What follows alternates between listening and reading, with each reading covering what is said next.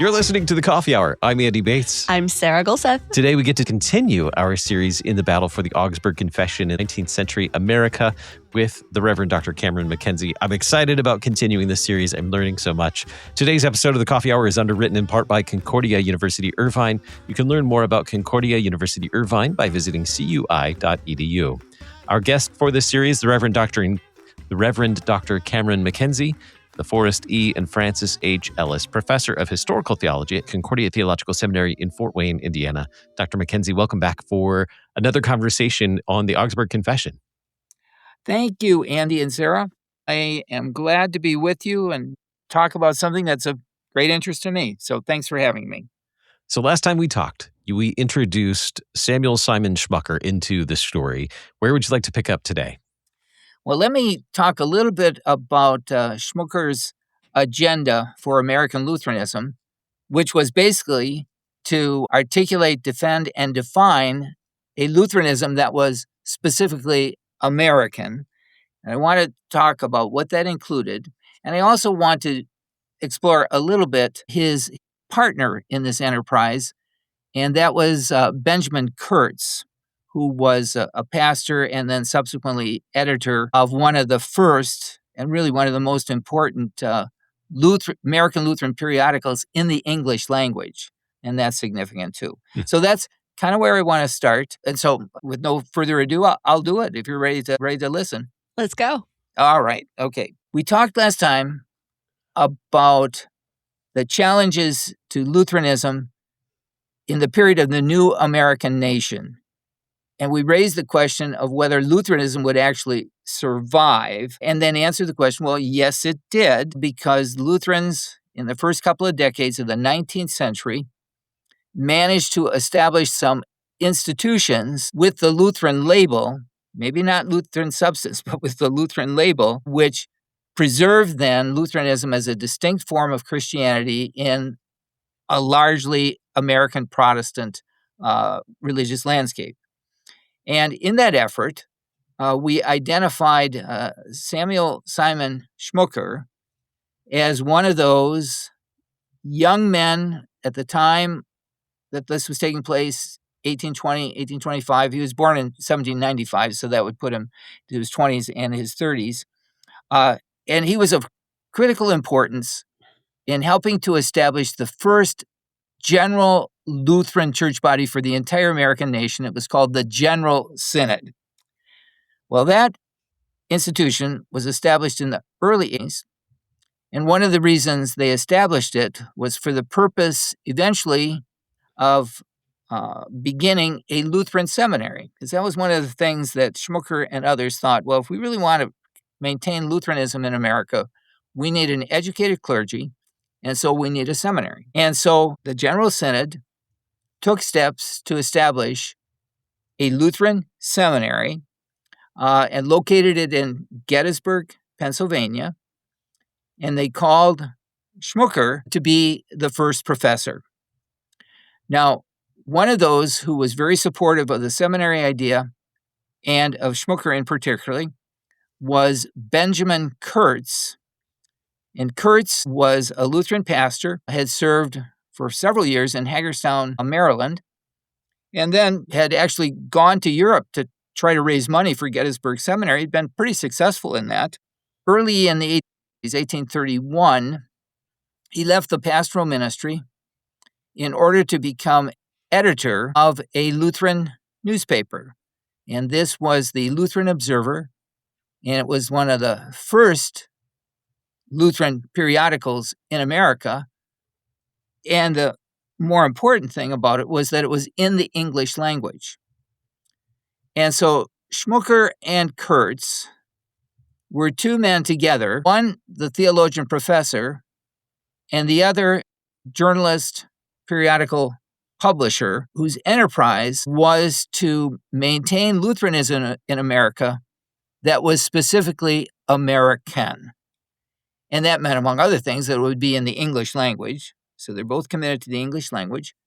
But they were also committed to looking at Lutheranism as a new kind of Lutheranism, just as America was a new kind of nation, And for Schmucker and Kurtz, that meant affirming what was good about the Lutheran tradition, but also leaving out or excluding parts of that Lutheran tradition that they didn't think were particularly useful or good for the American situation. Now, there are two sides to this. One is theological, and the other is practical.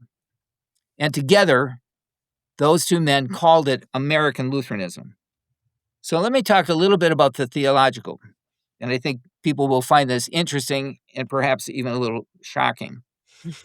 First of all, when Gettysburg Seminary was established, in its constitution, Schmucker wrote a confessional platform. What I mean by this, a statement which identified the institution in relationship to the Lutheran confessions. Now, the only one that he mentioned was the Augsburg Confession, but he did mention it, and this is what he said. In this seminary shall be taught in the German and English languages the fundamental doctrines of the sacred scriptures as contained in the Augsburg Confession. So it was a commitment to fundamental doctrines from the scriptures as contained in the Augsburg Confession. Now, that's a nice statement about the Augsburg Confession, that it contains the fundamental doctrines of the sacred scriptures, but it is also a limited expression. It does not affirm everything that the Augsburg Confession teaches, but only its fundamental doctrines. Now, I suspect that a lot of us today, if we saw that, would say, well, everything that the Augsburg Confession teaches are fundamental. But that's not true of Schmucker. Schmucker believed that the best way to understand Lutheranism was as the first of the great Protestant Christian traditions. Lots of different forms of Protestantism. There are Presbyterians, there are Congregationalists, there are Methodists, all present in large numbers in America, and there were also Lutherans. But because Luther was the first reformer, and the Lutherans articulated the first great Protestant confession, the Augsburg Confession, they were first. But not everything that Luther and the Lutherans stood for was, from Schmucker's perspective, fundamental. And as a matter of fact, as he wrote about these things, it became quite clear that there were some places in the Lutheran tradition that Schmucker thought were wrong. Among Schmucker's claims to fame is as one of the first American Lutheran theologians who actually wrote books and published in the English language. And he wrote a textbook of doctrine. He called it Elements of Popular Theology.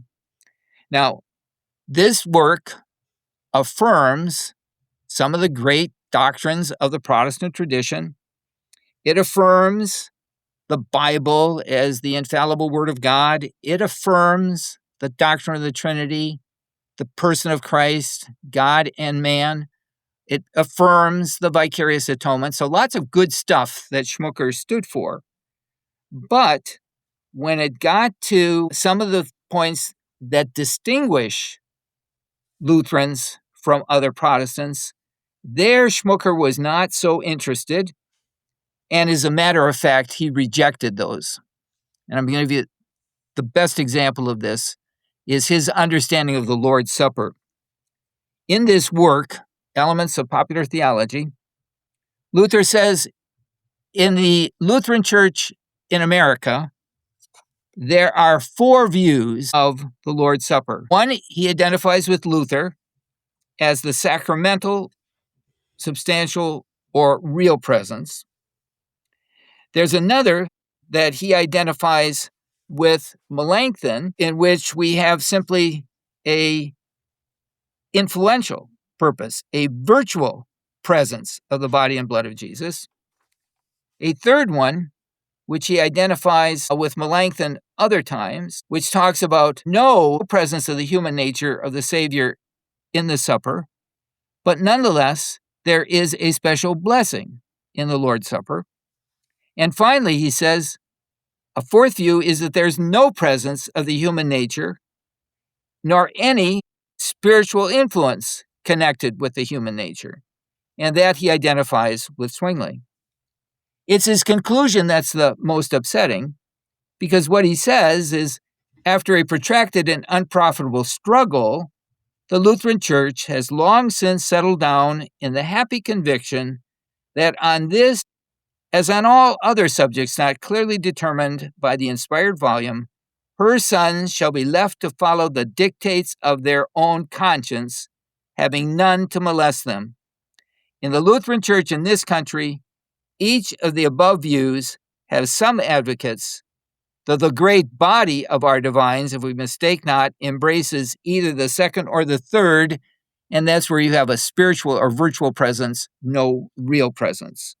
So Schmucker rejects the classical Lutheran doctrine regarding the Lord's Supper. He also rejected the idea of baptismal regeneration. He also rejected the idea of private confession and absolution. All of these were points that separated Lutherans from other Protestants, and Schmucker didn't want to do that. He wanted to be one with these other Protestants. American Lutheranism, under Schmucker and Kurtz, on the one hand, rejects what actually makes Lutheranism Lutheran from a theological perspective. But then there is also the practical side of American Lutheranism. And for that, we want to talk about Benjamin Kurtz a little bit. He is the editor of the Lutheran Observer. He lives at a time in America where you have what's called the Second Great Awakening, which produces some great frontier evangelical preachers who attempt to evangelize the American population. Sometimes we get this kind of confused and we think, oh, well, America was always a really Christian country and only more recently has it kind of given up on Christianity. Well, the truth is really quite different. In the 19th century, most Americans didn't belong to churches.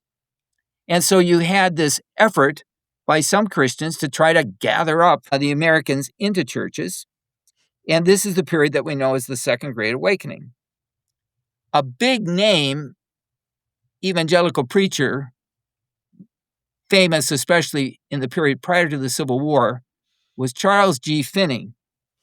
And Finney went all over the place preaching in order to bring people into the Christian religion. Now, Finney came to be convinced that a revival was not a miraculous happening.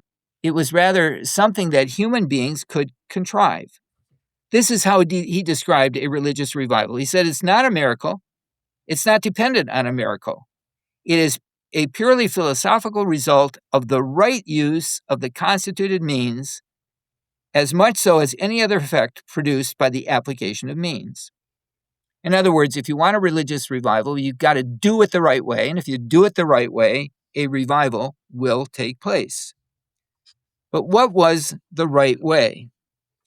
Well, Finney developed a program for converting people that he called, and others with him called, the new measures. And these were really designed to, I don't know if I want to say break down a hostile will, but to move somebody from being an unbeliever to choosing to be a believer. And so, for example, a part of the new measures was what they called protracted meetings. An evangelist preacher like Finney would visit a town, the whole town would shut down, and services would be held for several evenings in a row. And that would give people more chances to respond to a call to believe than if you just had it one night for one night and then it was over. Secondly, he advocated preaching that was in the vernacular. In other words, clergy who are uneducated had to learn to talk down to people, talk their kind of language, not highfalutin, technical theological language. Thirdly, they advocated using music, but music that had a high-powered emotional kind of effect or content. Because what you want is for people to respond to the gospel and saying, I believe. So you want to move them from neutral or opposed to being, I believe. And so as the capstone of these protracted services, Finney introduced what was called the anxious bench. And this was a special seating area at the front, and it would be for people, and the evangelist up front would encourage these people to come forward. People who wanted to be converted, but they weren't there yet. They couldn't quite say, yes, I'm a sinner. Yes, I believe. They had to be encouraged more to do that. So they would come and they would sit in a particular place, and there they could be stared at by the evangelist, given special attention. And Finney was famous for his look, just this look. He just was pleading with you through his look to make that choice. And then you could be prayed for especially. And so ultimately, the expectation was, and for many it turned out to be true, that they would respond with a confession of faith. Theologically, one of the big things wrong with Finney was that he was an Arminian in theology, and that meant belief was up to you. God offered you grace, and you had to decide, you had to make the decision, and you had the power to do it. That's what the Arminians believed. Well, all right. Finney is big. New measures are big. Controversial. A lot of people think, oh, this is manipulative. We're not Arminians, etc. But what about our American Lutherans? What about Schmucker and Kurtz? Well, Kurtz embraced the new measures completely. And he used the pages of the Lutheran Observer to promote these new measures. So put Schmucker's theology and Kurtz's advocacy of the new measures together, and you get American Lutheranism. And it would have been like a Lutheran version of Methodism or a Lutheran version of frontier Congregationalism. So that's what we have in Schmucker and Kurtz and American Lutheranism. And we need to take a quick break before we move on. We're talking with the Reverend Dr. Cameron MacKenzie, professor of historical theology at Concordia Theological Seminary in Fort Wayne. You're listening to The Coffee Hour. I'm Sarah Gulseth. I'm Andy Bates.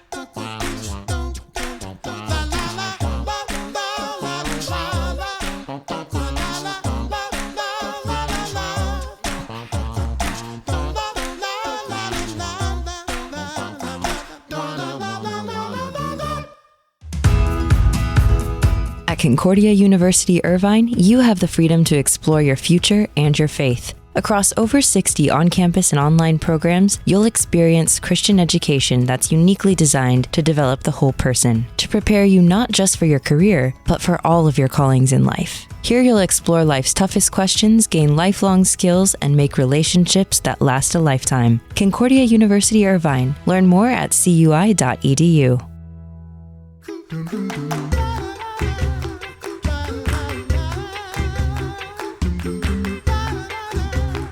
Welcome back to The Coffee Hour. I'm Sarah Gulseth. I'm Andy Bates. We're talking with the Reverend Dr. Cameron MacKenzie, professor of historical theology at Concordia Theological Seminary in Fort Wayne.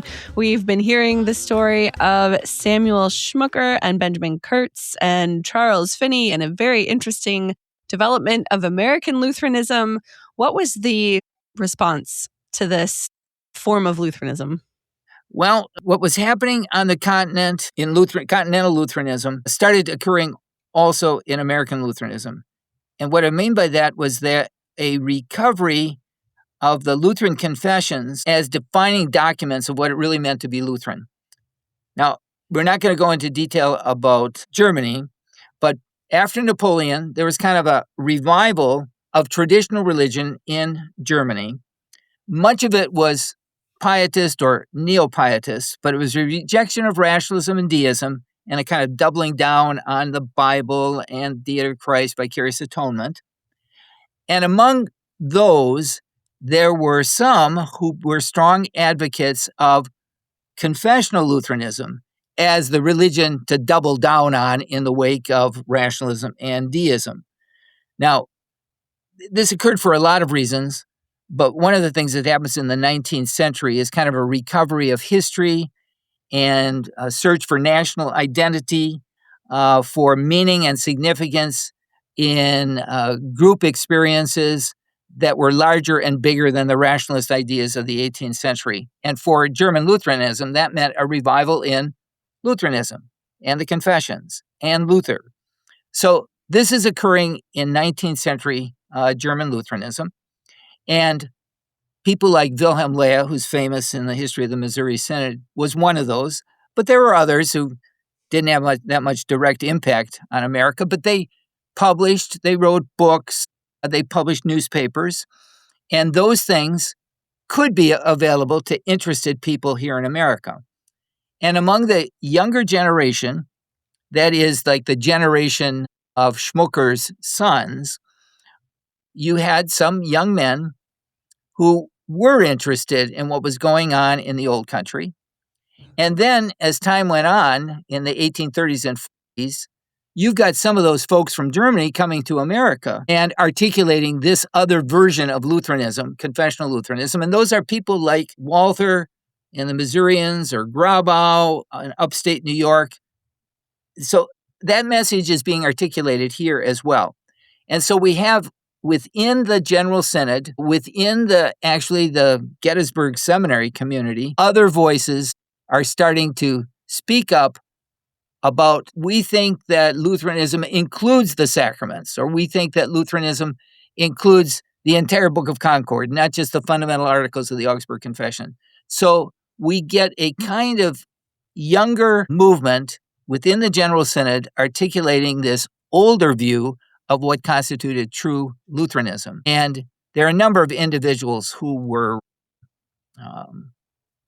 instrumental in doing that, but I'm going to just single one of those out, and that was a young Lutheran pastor, theologian by the name of Charles Porterfield Croth. Now, his father had been like the second professor at Gettysburg Seminary, and Croth was a graduate of Gettysburg Seminary, so he had studied under Schmucker, studied under his father, and himself gradually became more confessional than he was American. And it was kind of a process in which he's learning, thinking, and developing and writing. But as Croth becomes more confessional and is followed by others within the General Synod, we start getting conflicts in the General Synod between two wings, the old wing, the Schmucker-Kurtz wing of American Lutherans, and the younger wing, the Croth wing of confessional Lutheranism. And there are a series of episodes where these guys square off and fight. And I'm going to mention just one of them here today, and then we'll do some more subsequently. There was a group of Lutherans in upstate New York in the East who were very much like Schmucker in that they were whole hog for reforming society, temperance, Sunday school, charitable organizations, anti-slavery. And I should have mentioned that about Schmucker. He was very anti-slavery, and in fact, his home was a stop on the Underground Railroad of people escaping slavery. Oh, wow. You had a little group up in New York, and they had formed to be, I'm going to call them American Lutherans. And when they tried to join the General Synod, they were turned down. And one of the reasons they were turned down was because they had no confessional platform. And this was kind of a first battle here within the General Synod in which confessionalism, it played at least a little bit of a part. And as a result, Schmucker and Kurtz could see, maybe we've got to do something. And that doing something is the great battle that took place and ended up dividing the General Synod. So maybe we'll do that in our next episode. So much to learn, and now I have so many more questions, but we'll continue the series next week as well. Our guest for this series, the Reverend Dr. Cameron MacKenzie, the Forrest E. and Francis H. Ellis Professor of Historical Theology at Concordia Theological Seminary in Fort Wayne. Dr. MacKenzie, thanks for all you've taught us today. Well, you're very welcome. I enjoyed it. Look forward to next week. You're listening to The Coffee Hour. I'm Andy Bates. I'm Sarah Golseth. The Coffee Hour with Andy and Sarah is a production of KFUO. To support The Coffee Hour and KFUO Radio, visit KFUO.org. You can also text KFUO to 41444 or send an email to gifts@kfuo.org. And you can call us at 800-844-0524. KFUO. Christ for you, anytime, anywhere.